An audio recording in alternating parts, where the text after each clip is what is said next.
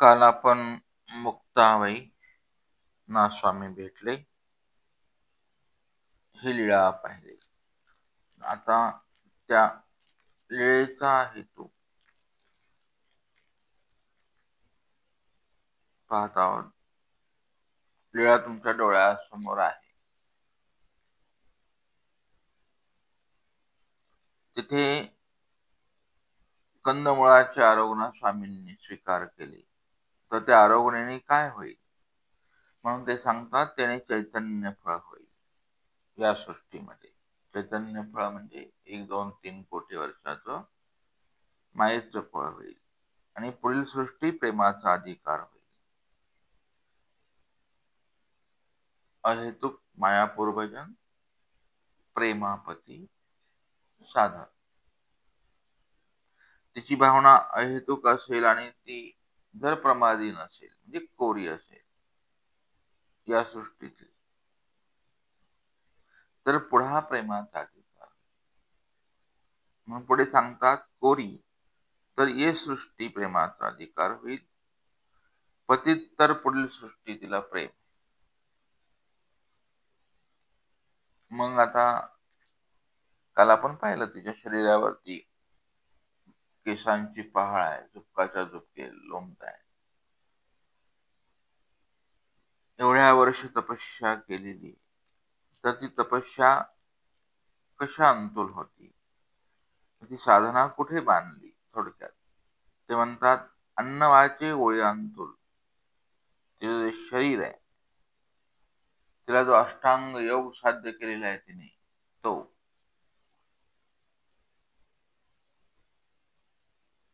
त्या अनुष्ठानाने तिला सिद्धी बांधलेली. तर ते म्हणतात, तिला शिल्पविद्या होती का? तर म्हणाले, शिल्पविद्या करून जे आयुष्य मिळतं ते 1000 वर्षाचं असतं, सहस्र वर्षे. कसं वचन आहे? सहस्र रायेश्वरत्वे मानी शिल्पविद्या म्हणतात. तर म्हणाले, भैरागाने 1600 वर्षे कैसे. आपण काल 1300 वर्षांचा पाठ पाहिला. परशुराम बासांचं मत आहे, तिने 1600 वर्षे तपाशी झाले तिच्या. म्हणजे आता इथे 600 वर्षाचा फरक आहे, 300 वर्षाचा परंपरेने. तर ते म्हणतात, सहस्र तो गंधर्व खालुता. गंधर्वाच्या खालील इंद्रादिकाचे विद्ये सहस्र वर्ष बहिरागात होत, हे मान्य आहे. श्रीकृष्णाने गीतेत पण म्हटले ना, सहस्र. कुठे आहे गीतेचा श्लोक? काय आहे का तो? हा, जो जो विदू ज्ञानी असतो तो सहस्र वर्ष त्याला फळप्राप्ती होते. पण तो गीतेमध्ये सांगितला तो योगभ्रष्ट आहे, त्याचा योग भ्रंश झालेला आहे. आणि इथेलचा जो आहे आता जो सांगतायत मुक्ताबाईचा,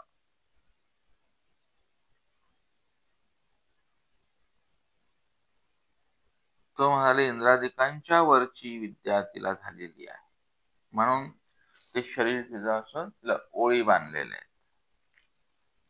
हे क्षुल्लक साध्या साध्या ओळी असतात, त्या वज्रोळी, दिव्योळी, अमरोळी. आणि ही नाथ संप्रदायातली आहे. भर्तृहरींचा गुरुमंत्र कुठला आहे? गोरक्षनाथांच्या. गोरक्षनाथ नवनाथांना ज्या ओळी बांधलेल्या आहेत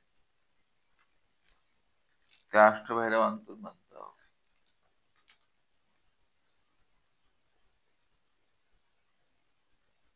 हे वज्रोळी अमरोळी आहेत ना, कुणाच्या आहेत ह्या? वचन कसं आहे?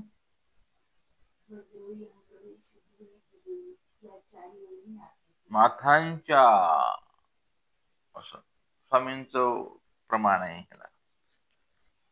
वज्रासारखं शरीर होणं, आहे का नाही? ते बघा चरित्रात येतं, ते शरीरातून शस्त्र हाणलं की निघून जायचं पाण्यासारखं. अरे म्हणाले पुता, माझ्याकडे पण एक विद्या आहे, तू हाण म्हणाले मला तलवार. त्याने हाणली गोरक्षनाथ आणि त्या टणकन उडाली शरीरावर, वज्रासारखं शरीर.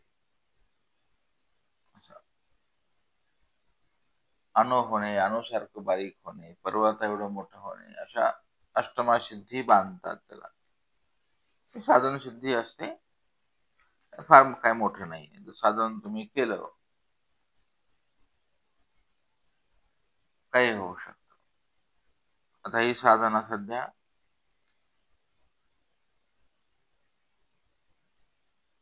बिहारकडे, तामिळनाडू, इतरत्र राज्यामध्ये भरपूर करतात.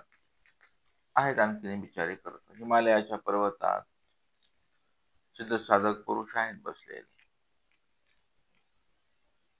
त्या शरीराला काहीच होत नाही.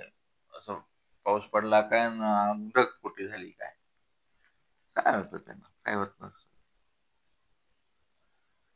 तर असं ज्या साधनवंताला ईश्वरीकडून असं साधन वर्तत, तसं सश्याला दिलं स्वामी, तसा अविनाशी केला, आहे की नाही? मग स्वामींच्या साधनेला नेम नसतो, पण देवतेच्या साधनेला नेम असतो.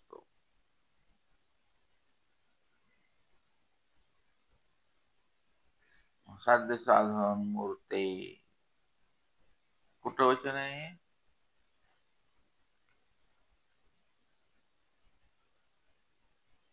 हे पाठ करावं लागेल. तर मुक्ताबाईला दर्शन झालं स्वामींचं, भूमी जन्म, तिला संबंध झाला, ती पूजा स्वीकार केली, मुख्य फळ. पण पदार्थ साडा आहे तिचा, कंदमुळ.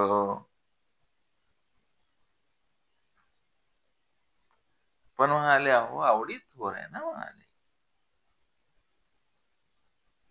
ही आवडी स्वामींना पहिल्यापासूनच प्रिय आहे की नाही? साधे हो देव काय सुवर्णपुष्पी. मग ती भाईदेवांची उष्टी बोरे असतील, स्वामी म्हणाले भाव काय उष्टा, ही आवडी आहे.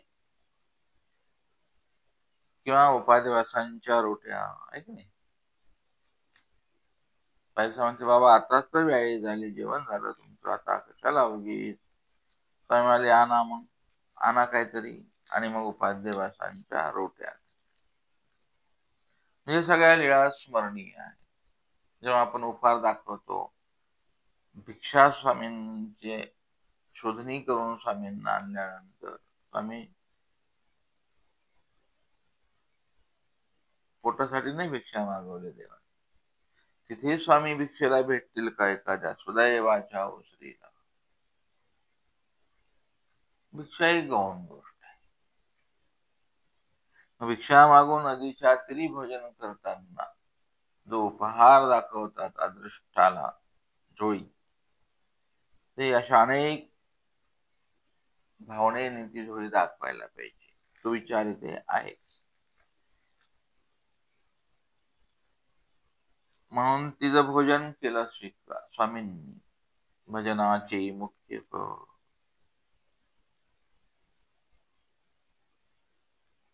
चैतन्यमय, आवडी थोर आहे. आणि स्वामींनी जर ते निर्हेतुक स्वीकारलं असेल तर मात्र प्रेमाशी वगैरे वगैरे चिंतन हेतूमध्ये आलेलं असतं. आता तो बोलाबारी आहे, तोही मुक्ताबाई सोबत तप करतो आहे. राजवाड्यातून निघाल्यापासून सोबती आहे, तो सेवक आहे, सुरक्षा गार्ड आहे, आणि तो पण अशा मोठ्या कणवेचा आहे, अधिकाराचा आहे. तर त्यांना काय झालं, कारण तो बोळवीत आला, रडू लागला. किंबहुना त्याने ते कंदमुळं आणलेले आहेत. अन्नाला गोमट लागतोच परमार्गी. म्हणजे अन्नदाता, स्वयंपाक करणारा, जीव वाढणारा, आहे का नाही, भांडे धुणारा, ह्या सर्वांना त्या त्या पद्धतीचं त्या त्या विधीमध्ये जर त्यांनी ते तसं केलं असेल, हा माझ्या गोसाव्यांचा विधी म्हणून जर केला असेल, पचन पाचन परमार्गी करतात बघा साधूबाया, अखंड सेवेमध्ये असतात. कर्माचा नाश हा वेगळाच विषय, तो होणार. पण ते दास्यमोचक या शब्दाखाली जर तुम्ही ज्ञानपूर्वक केलं असेल, कुठलाही हेतू मनामध्ये न ठेवता, हे माझ्या देवाचं म्हणून परमार्गामध्ये तपस्विनी आयांचं मोठं योगदान आहे, है की नाही? पंक्ती दुसऱ्याच्याच असतात, पण खरी पंगत ह्यांचीच. यांनी केलं नसतं पिठात पाणी टाकून, तर ती क्रियेला रूप,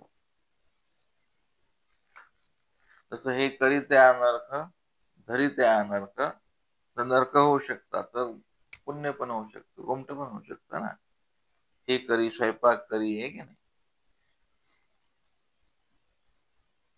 फार सरपणवाल्यापासून चालू राहतं ते. सरपण कोणाचं, तिथून कोणी आणून टाकलं चुलीवर त्यांना. सरपण कोणी फोडणं, परमार्गामध्ये भिक्षुक सरपणाचा व्यापार घेतात. आणणारे वेगळे, फोडणारे वेगळे, पुन्हा करणारे वेगळे, आणि मुख्य क्रिया वेगळीच असते. असे सर्व मिळून ईश्वराला त्या त्या आवडीचा भावनेचं फळ द्यावं लागतं. म्हणून ते बोलावारे आता इथे जाणीवपूर्वक आहे. हे कर्म जाणीवपूर्वक आपण करतो. देवाचं म्हणून केलं तर ते सगळ्या निर्हेतुक क्रियेमध्ये मोडतं. आणि अहेतुक ही सगळी क्रिया ब्रह्मार्पण बुद्धी नाही ना, ती आपली ईश्वराकडे जाते डायरेक्ट. मध्ये कोणच नाही त्याचा, डिलर कोण नाही. ते काय द्यायचं ते स्वामी देत. क्रियाच ईश्वराची आहे, ईश्वरासाठी आहे, आहे ना. असा एक हेतू इथे मांडलेला आहे.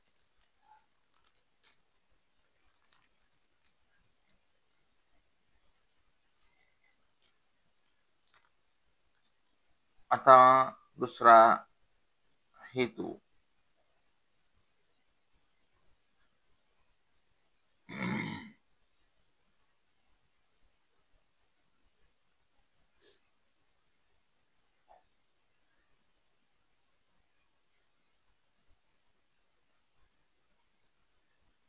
ह्याच्यामध्ये नाही आहे गोपी भास्करांनी.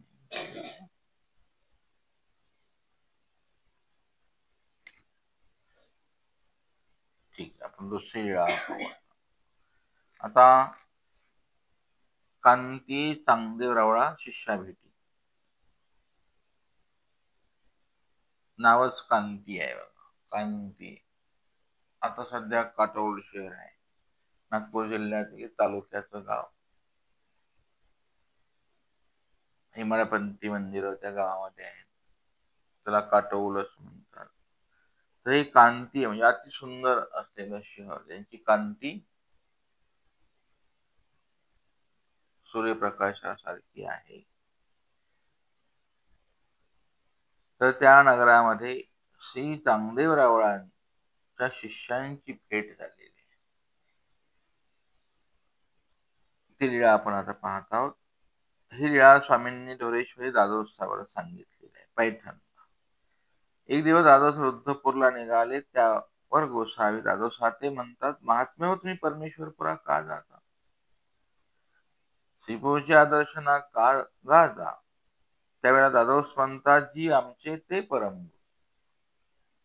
नंतर तुम्ही आमचे गुरु आणि तुमचे गुरु श्रीप्रभू बाबा म्हणून आमचे परमगुरु.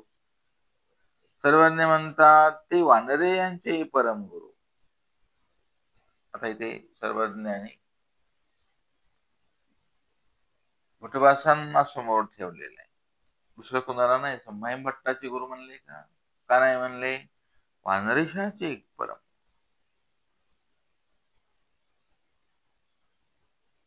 ज्ञानार्थी, भक्ती, वैराग्यार्थी, तप, साधना, हे भटवासांचं मोठं सदैव आहे.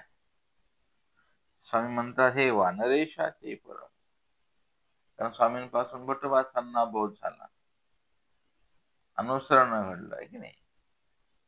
स्वामींपासून अनुसरावं. ईश्वराने संन्यास द्यावा आहे किती भाग्य मोठं आहे की नाही. आणि स्वामींनी म्हणावं अनुसरा, चांग विचारा निके विचारा.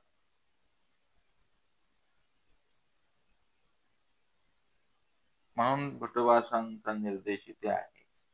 ते म्हणाले वानरेशाचे आहे. तो म्हणाले तुमचे परमगुरु ते कांती असते, कांतीला आहेत म्हणाले. माझाईशी पुसले ते कैसे, ते यांचं कसं काय म्हणाले. यांचे परमगुरु तिकडं भटवासांच्या इकडे. आणि मग या प्रकरणाला वश होऊन सर्वज्ञाने एक गोष्ट सांगितली,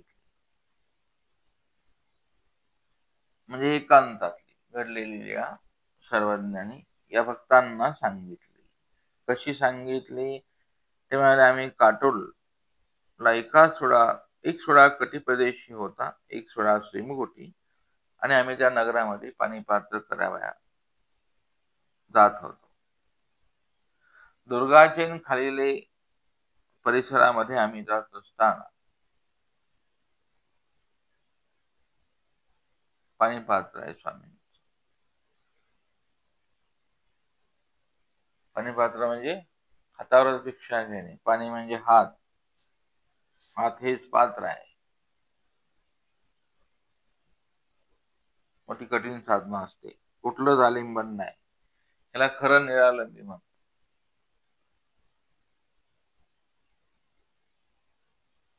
दिगंबर वेश आहे की नाही. पाणीपात्र हातात घ्यायचं, भिक्षा. तुम्ही राहायला तसंच आहे हे ना लीळा. स्वामींचे श्रीकर आठवताना असं पाणीपात दिसलं पाहिजे तुम्हाला समोर. दररोज पाहायला काय हरकत आहे भावना स्मरण करायला.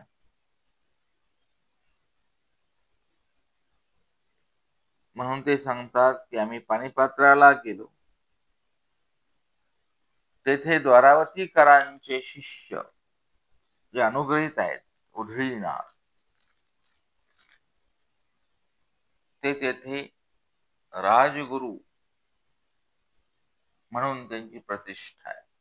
त्या काटोल नगरामध्ये मान्यता आहे. त्यांचं ऐश्वर आहे.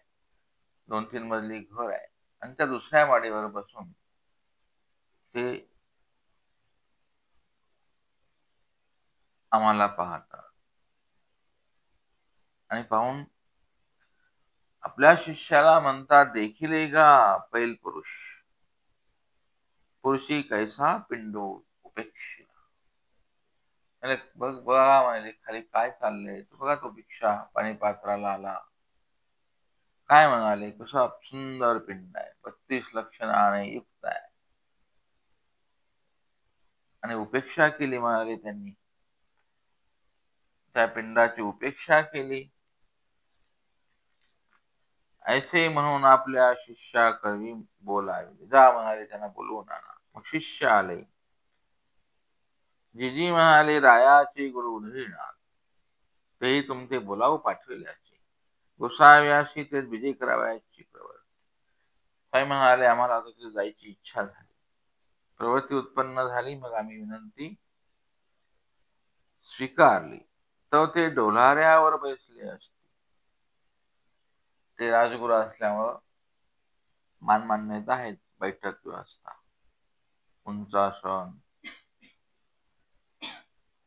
डोलार हा शब्द आहे.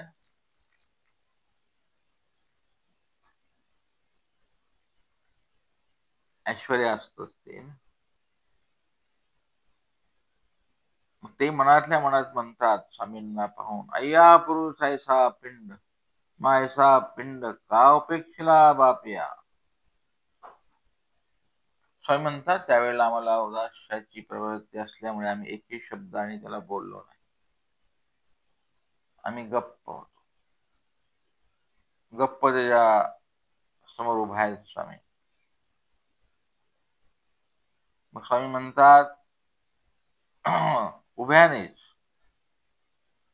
ते विद्या होती त्याच्याजवळ, तेथूनच आपले सामर्थ्य संक्रम आढळले. आम्हाला विधी देण्याचा विद्या प्रयत्न केला. आम्ही ती विद्या स्वीकारली नाही. पण दृष्टीला दृष्ट, बुबळाला बुबळ पाहावे लागतं. ते विद्येचं मान असतं. विद्यावंताला विद्या देताना कुणाला बुबळ दिसावे लागतात, कुणाला डोळे दिसावे लागतात, कुणाला बुबळातले भाव दिसावे लागतात. एवढं अंतर आहे विचारस्थळामध्ये, है ना. तर ते त्यांनी तसं केलं. स्वामी म्हणाले आम्ही ती विद्या संक्रमण करूनच घेतली नाही. आणि मग ते विचार करू लागले उधळीला. की म्हणाले कसा विचार केला. म्हणाले पुरुष खाटिया असे, आमच्या चांगदेव रावळाची विद्या न संचरे ऐसा कव्हणाशी. ते विचार करतात. अरे चांगदेव रावळ, आमच्या चांगदेव रावळाची विद्या, एवढ्या मोठ्या महान पुरुषाची विद्या म्हणाली या पुरुषांना का संचारता येत नाही. मला हा कोण आहे. हे पुरुष रावो की देव, हे नेहमी. आणि राजा आहे का देव. भंडारेकरांनी पण हाच विचार केलेला आहे. म्हणाले मागील पंक्ती पाहून नाही नाही, ही भिकारी नाही.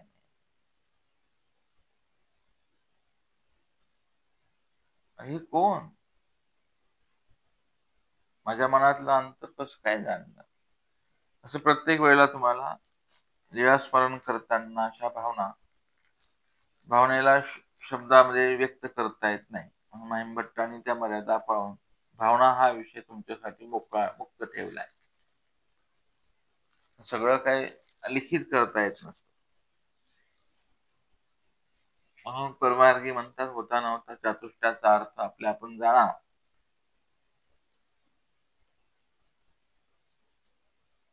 म्हणून आता ते उधळीनाथ मनातल्या मनात विचार करतात की राजा म्हणावा तर मग विद्या झाली असती. देव म्हणावा म्हणजे देवच असते बरं का हे. आणि ते चांगदेव रावळांची विद्या माझ्याजवळ तिथं झालीच पाहिजे. अशा विचारामध्ये ते भ्रमित झाले आणि म्हणाले आता उठा. हे कळलं पाहिजे. आपला डोलारा एकदा माणूस आसनावर बसला की त्याला कळतच नाही ती मोठी असूया जागृत आहे की नाही. थोडस मान मान्यता स्वीकारले,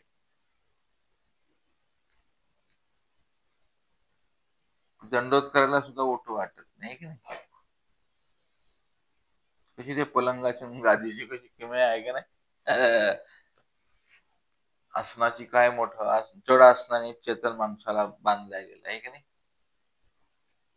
स्वामींचा बोध बांधला गेला जीवाला असल्यामुळे आहे की नाही. असा हे अधमती आहे. बस कुठेही बांधून घेत होतो. ह्या विद्यावंतांनी बांधलं तर स्वामी समोर उभा आहेत आणि चांगदेव रावळच उभा आहेत. आणि तो मनात म्हणतो एवढ्या मोठ्या चांगदेव रावळाची विद्या ह्याला कशी काय जाईना गेली माझ्याकडून. माझे तू उठ ना. हे प्रसव असत. आडे येतात आणि मग डोलाऱ्यावरून उतरले ते. स्वामींची विनंती केली, मला क्षमा करा म्हणाले, मी असं वागायला नाही पाहिजे. या आता बसा माझ्या आसनावर. आणि मग तिथे सिंहासनावर स्वामींना बसवलं. मग स्वामी असनी उपविष्ट झाले. मग ते विनतकंदर होऊन खाली बसले आणि बसून श्रीमूर्तीचं चांगलं निरीक्षण केलं. मूर्ती तशी आहे स्वामी, अशी लीळा आठवायची. चांगल्या प्रकारचं निरीक्षण केलेलं आहे ते. आता स्वामींची मूर्ती कशी आहे त्यावेळेला, केश कळाप असे तुटलेले आहेत केश स्वामींचे, ओरखडे झालेले आहेत, आहे की नाही. रस्त्याने प्रवासाने येताना कुशळ स्वामींच्या शरीराला रुतलेले आहे. खड्या कुपटावर झोपल्यामुळं पाठीला वण आहे. स्नान नाही, मर्दना नाही, मारली नाही.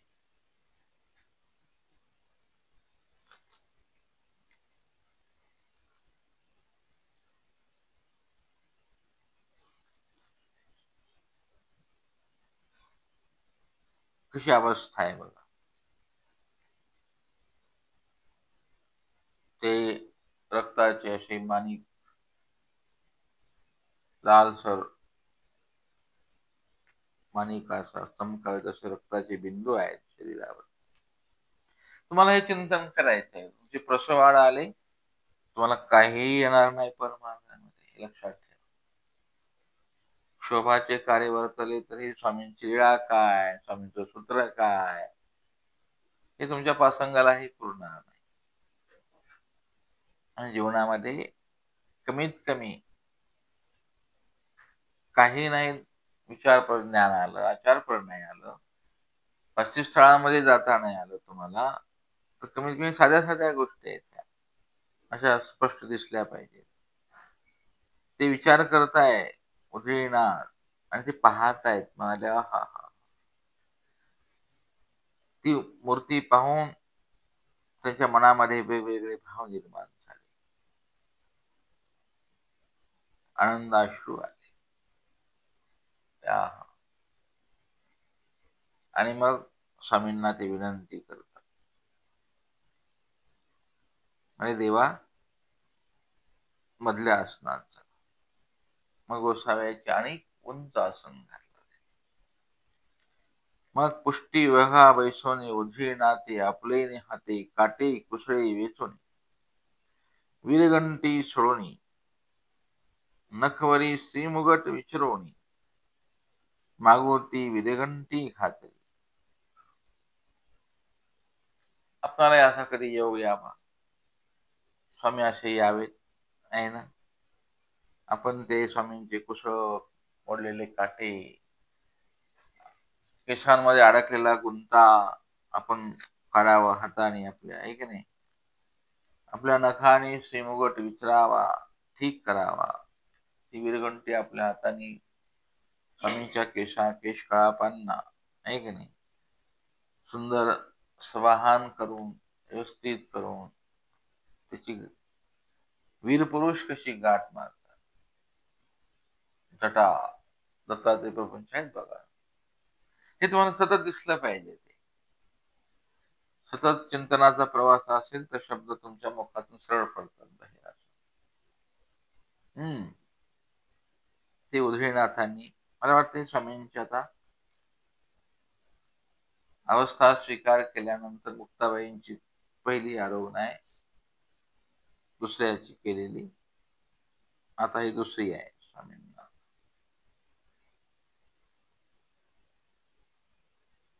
नखावरी श्रीमुगट विचरवून, आणि मग धुवटे वस्त्र तिंबोनी सर्वांगाचे अशुद्ध बिंदू पुसले. आणि ते स्वामींनी स्वीकारतात. ओलं वस्त्र केलं, स्वामींच्या शरीरावर असलेले रक्तांचे बिंदू, आणि मग तिथे स्वामींना पहिलं वस्त्र ओळखलं. गोसाव्याशी वस्त वळगवले. आणि मग चरण संवाहन केले, पाय धुतले आणि मग सिंहासनी बैसविले, उच्च सिंहासन मांडलं आणि मग पुढे उभे राहून हात जोडून सेवक वृत्ती नम्र होणी विनविले. सेवक वृत्ती आणि नम्र भाव हे ज्ञान झाल्यावर आला पाहिजे. अज्ञानात हे सगळं असतं. पण तुम्हाला थोडेसे 25 स्थळ आले, थोडस गीताचे श्लोक पारायणाला आले की ती नम्र वृत्ती जाते. सेवक वृत्ती 2 शब्द आहेत तिथे. सेवक वृत्ती नम्र होणी. ते सांगतात ना, विद्या विनयेन शोभते. शाळेमध्ये बोर्ड असतो. ज्या झाडाला खूप फळ आले ते झाड वाकलेले असतात. मला ज्ञान झाल्यावर नम्रता आली पाहिजे. पण ज्ञान झाल्यावर अहंकार जन्माला येतो. पता नाही काय काय जन्माला येतो. ते नव्हत्या गुणांचं त्याला अभिमान येतो की मी पवित्र. कसं आहे ना, ज्ञान मुक्त आहे, ज्ञान मोचक करणार आहे, तर हे ज्ञान तुम्हाला बांधून राहिलं. आता स्वतः विधीचा प्रोड्युसर होतो, स्वतः विधी निर्माण करतात ज्ञानी. अहंकाराचं भूत चढतं, अस्मिता जागृत होतात, नाही का. भले भले सांगतात हे स्तोत्र निर्माण होतात. ज्ञानापाठी काय व्हायला पाहिजे? वैराग्य उत्पन्न. ही अवस्था आहे. अति उत्कट वैराग्य, अतिविराम अवस्था. त्या अवस्थेने अवस्थान साध्य झालं पाहिजे हृदयात. तर गंमत आहे साधनेची, नाही तर काय उपयोग नसतो. आता ते त्यांना प्रगटलं. ते झालेली चूक तर लक्षात आली हृदयनाथांच्या, पटकन आली. चुका पटकन लक्षात आल्या तर बरं असतं परमार्गात. वेळ निघून गेले, स्वामी निघून गेल्यावर काय करता. मग प्रायचित्त घेऊन काय फायदा नसतो, आहे की नाही. त्याने तो अवसर हा मोडत प्रसवाचा दिसतो. हा उदयनाथ लगेच चूक लक्षात आली त्याच्या. आणि मग आता तिथे स्वामींना वस्त्र ओळगवलं आणि विनत कंदर हो सेवक वृत्ती नम्र हो जे म्हणता जी माते वैस्तंभनी नाव दृढपिंड करणे विद्या. असे नवीन शब्द आहेत. आपण वैस्तंभिनी विद्या पाठ केले, त्याच्यामध्ये हे आणखीन ऍडिशन करावं. म्हणतात वैस्तंभनी नाव आहे, त्याने दृढ पिंड करणे माझ्याकडे विद्या आहे. त्या पिंड धरे पिंड उदृढ होय.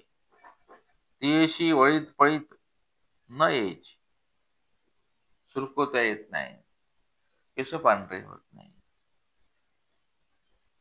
झुरळ्या वगैरे वगैरे. आणि तीशी सहस्रवर्ष आयुष्य ते गोसावी स्वीकारावे जी. म्हणून विनून श्रीचरणा लागला. मग स्वामी म्हणतात आम्ही त्याने अशी ही त्याचा भाव आदर पाहिल्यानंतर आता आम्ही त्याची विद्या स्वीकारायचं मान्य केलं. श्रीमुकुट आणि होकार दिला, मग स्वीकार. आणि मग त्यांना सुख झालं, आनंद झाला. मग तिथे महाराज ती लीळा ऐकत आहे.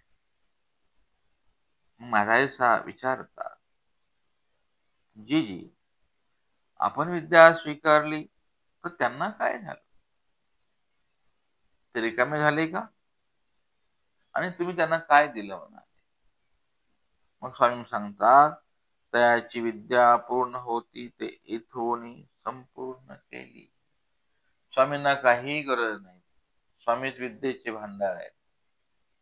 81 कोटी 1.25 देवतेंच्या विद्या स्वामींजवळ आहे. त्यांना कोणाची विद्या घ्यायची आहे? ती द्यायची असते. म्हणून तिची अपूर्ण विद्या पूर्ण केली. अशी ही उधळीनाथांच्या भेटीची लीळा आपण स्मरावी. ती स्मरण करत असताना आपल्या जीवनामध्ये असे भाव यावेत. उधळीनाथ हे 52 विद्यावंतांच्या पैकी एक आहेत.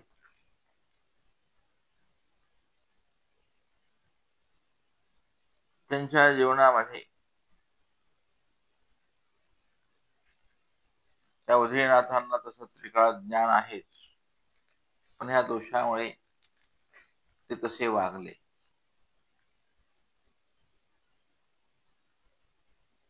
विद्यावंताला त्रिकाळ ज्ञान असते, माहितच आहे तुम्हाला, पण तरीही ते तसे वागले म्हणजे विद्या मळीनत्व आलेला आहे. ही द्वादशाला जी यक्षिणीची विद्या आहे, द्वादशांनाही मळीनत्व आलतं बघा. जी म्हणाले माझे कवळ पुरुष धरून द्यावा. कुठे दिलं ते स्वामींनी? कमळाच्या फुलावर, एक नाही, अंजनी विशी गाव आहे, तिथे स्थान आहेत आपले भरपूर. तर अशा प्रकारे तेथे सर्वज्ञांना पाहून जो प्रकार घडला,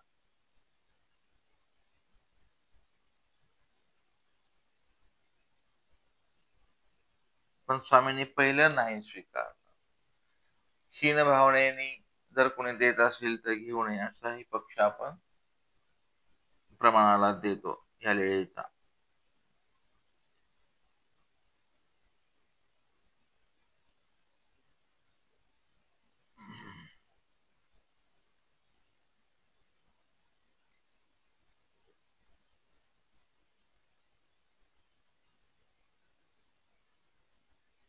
तर म्हणाले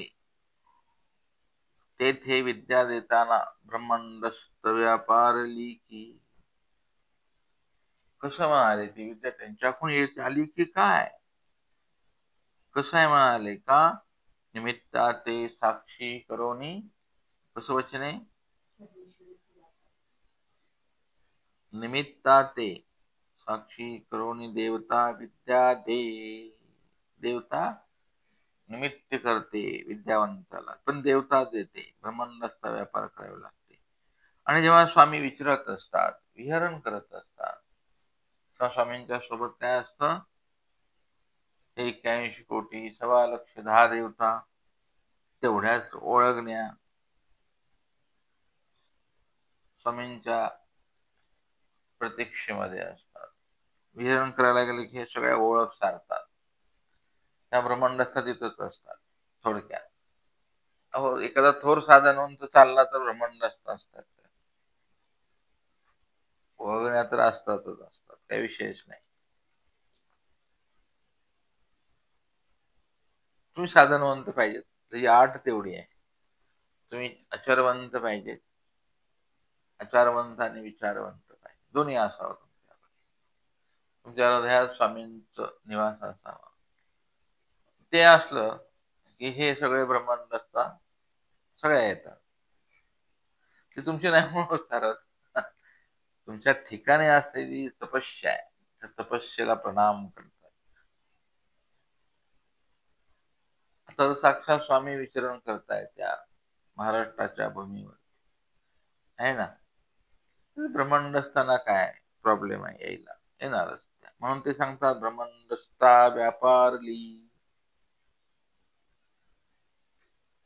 तर म्हणाले समोर ईश्वर आहे, चांगदेवराव तेच आहेत. तर देवता कशी काय व्यापरले म्हणाले? तिला कळतं ना हे स्वामी आहेत, आता आपण कशाला विद्या द्यायला जावं वगैरे वगैरे. ना म्हणाले विद्यावंताची इच्छा सिद्धी नेली.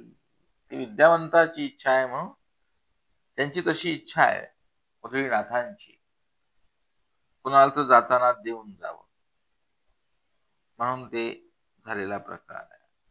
एरवी ते ज्ञानासे, एरवी त्या देवतेला पहा परमेश्वराचं ज्ञानासे मत्पर एक, तत्पर एक, मत्पर एक, तत्पर एक असं ईश्वराचं अस्तित्व देवतेला असतं. हा निर्णय आपण पाठ करावा, डोक्यात ठेवावा. हे पुन्हा ऐकायला भेटत नसतं शास्त्र. जीवनात सगळं भेटेल तुम्हाला, हे भेटणार नाही. म्हणून ते इथं सांगितलं, बारीक बारीक गोष्टी आपल्याला भेटतात. तर म्हणाले आलिंगनी दर्शनासे विद्या सामर्थ्य भावरूप की अभावरूप. कसं आहे म्हणाले ते, त्यांच्याकडून स्वामींना आलं ते किंवा त्यांच्याकडे असलेलं ते कसं आहे. का वेदविद्या ज्ञान सुख सामर्थ्य भावरूप नाही. कसं वचन आहे ते, वेदविद्या पुढे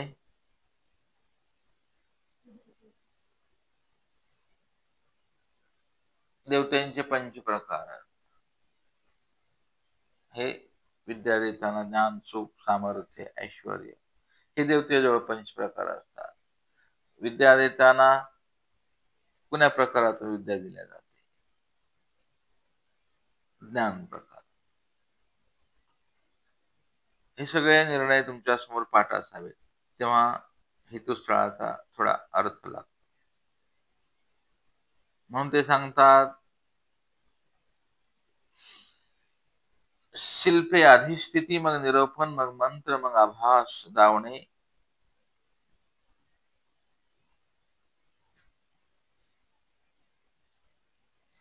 दादोसांना जेव्हा ही विद्या कमळाच्या पानावर दिली स्वामींनी, ती मूर्ती ब्रह्मांडची मूर्ती दिली बघा स्वामींनी, हे की नाही, आकार काढला.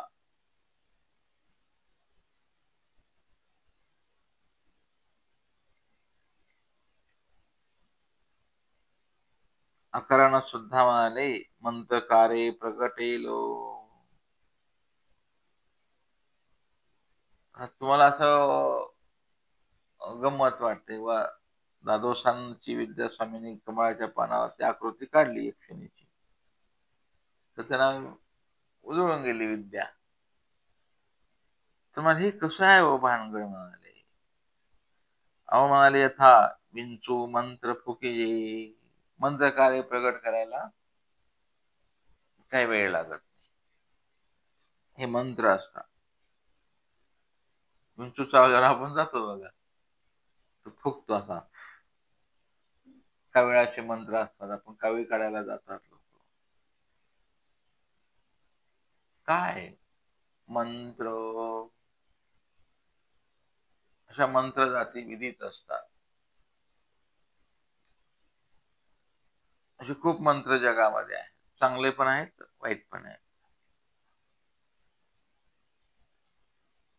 तर असे जे मंत्र आहेत ते कोण्या स्थानाचे असतात, गंधर्वांतूल आहेत का सात्विक आहेत, आवेश नाही त्या उदयनाथांना.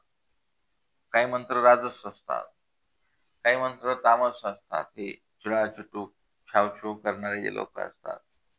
असं असं केलं, असं केले तुम्हाला त्रास होतो, तुमची बॉडी कामातून जाते.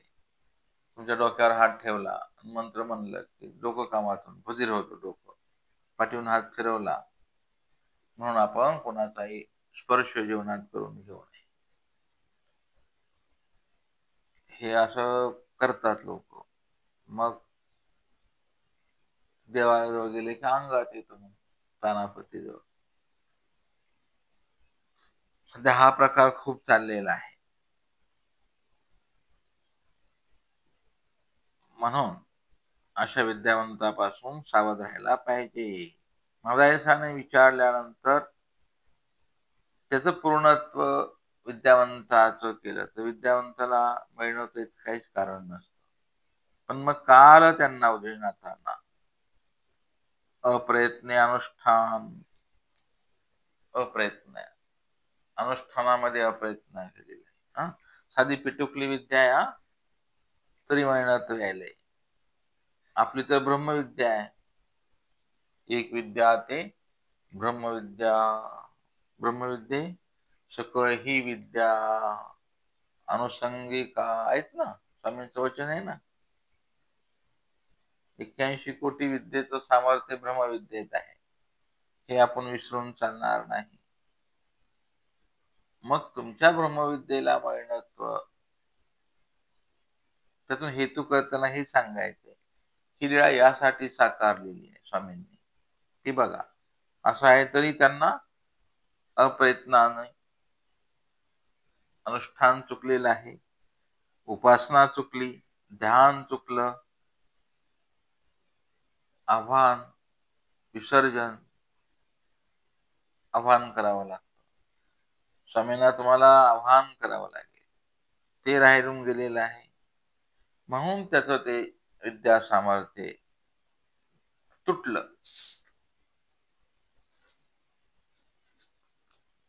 आपल्याला तर अस्थिपरीचं आव्हान करायचंय, अस्थिपरीच्या देवतेचं, आहे की नाही? म्हणून देवता शब्द टाकलाय बघा अस्थिपरीमध्ये. देवता स्मरणे, जाणीवपूर्वक स्वामीने तो शब्द देतो. ईश्वर स्मरणे म्हणलं का, देवता स्मरणे, जाणीव आहे, हेतू आहे स्वामींचा. का तुमचं अनुष्ठान, तुमची उपासना पद्धती, त्याला चर्या म्हणतो आपण, ती चर्याच आहे ना, हे भंगलं नाही पाहिजे. त्यावेळेला ती गोष्ट झालीच पाहिजे, आहे की नाही? ध्यान झालंच पाहिजे, आव्हान झालंच पाहिजे, विसर्जन पण झालंच पाहिजे. कारण ह्या विधीतून त्या विधीत प्रवेश झाला पाहिजे तुमचा. विधी किंकरत्व चालत नाही, आहे की नाही? स्वामीनेच सांगितलं, आपण विधी किंकरा न व्हावे, परमेश्वर किंकरा व्हावे. तुम्हाला असं वेळच्या वेळेला ह्या विधीतून त्या विधीत प्रवेश, त्या विधीतून त्या विधीत प्रवेश, आणि त्या विधीतून त्या विधीत जाताना जर दुसरा विधी उपस्थित झाला तर त्या विधीलाही समोर जावं लागतं. माझं असंच आहे आणि माझं तसंच आहे असं नाही चालत. म्हणून ह्याला महानुभाव पंथ म्हणतात. हा कुशळतेचा आहे, चातुर्याचा आहे. इथे सगळं लागतं वेळेवरती. काय करावं, समय सूचकता लागते. माझं असंच म्हणून कुठे स्वामींनी अशी लवचिकता दिलेली आहे. हे विधी आचरताना मुक्त संचार स्वामींनी केलेला आहे विधीमध्ये. आणि माझा विधी आचरतोय, मी जर दुसरा विधी आचरला तर तो शेनपुंजी स्थानी व्हावे आपण. हा माझा, तो माझा, एवढं ज्ञान ते असायला पाहिजे. आणि तो विधी आचरताना इथे अहंकार नाही, नम्रतेने तो विधी आचरावा. म्हणून काय किती विधी आहे स्वामींचे? 7 11 विधीमध्ये मोक्ष ठेवलाय देवाने. तुम्ही कोणत्या विधीत प्रवेश करता आणि तो तुमचा प्रवेश योग्य आहे का, त्या प्रवेशाला तुम्ही अधिकारी आहेत का? पहिले तो डायरेक्ट 10वीला नाही जायचं, आहे की नाही? 10वीत गेल्यावर पुन्हा पहिलीला नाही यायचं, असं काही नाही ना, पहिलीच पाठ पाहिजे. ह्यालाच विधी म्हणतात. 12वीला गेल्यानंतर तुम्ही म्हणता मला पहिलीचं काय काम आहे, असं नाही चालत. म्हणून असा हा बारीक बारीक विषय या लेण्याने तुम्हाला दिलेला आहे.